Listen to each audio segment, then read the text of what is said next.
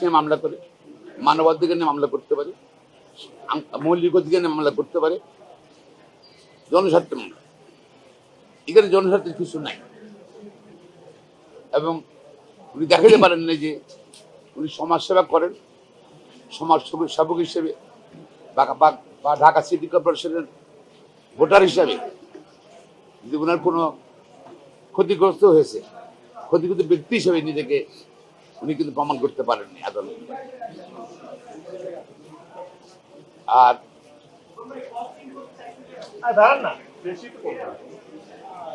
এবং আদালত আরো বড় অবজারভেশন দিয়েই মামলাটা খারিজ করে দিয়েছে। ফলে শপথ নেওয়ার আর কোনো বাধা রইল না। তো আগামী 26 তারিখের মধ্যে শপথ দিতে হবে। শপথ যদি না দেওয়া হয়, যেহেতু ট্রাইব্যুনাল একটি আদালত, হাই কোর্ট অফ দ্য কান্ট্রিতে চেষ্টা করছিল একটা মহল শপথকে বন্ধ করার জন্য, সেটা ব্যর্থ হয়েছে। আর যদি শপথ না দেওয়া হয়, সেটা আদালত অবমাননা হবে। যারা সংশ্লিষ্ট, যাদের নলেজ আছে মন্ত্রণালয় সম্পর্কিত, সবাই আদালত অবমাননা হবে। এবং আমরা কিন্তু আইনজীবীরা এর মধ্যে আলোচনা করে নিয়েছি।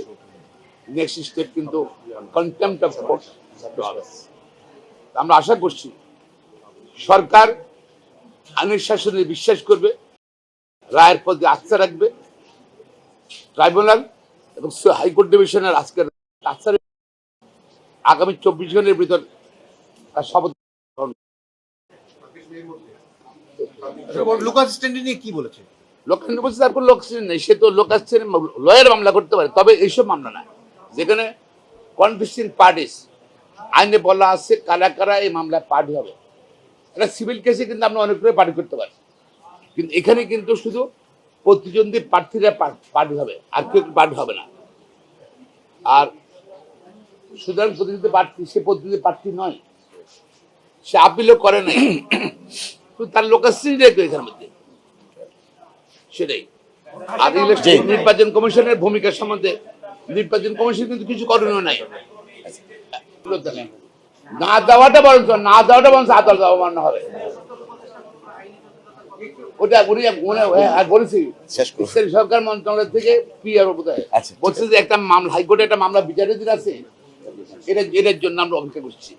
শেষ হয়ে গেছে, সুতরাং তার আর কোনো জটিলতা নেই, কোনো কিছু নেই, বাধা নেই। আশা করি ইনশাল্লাহ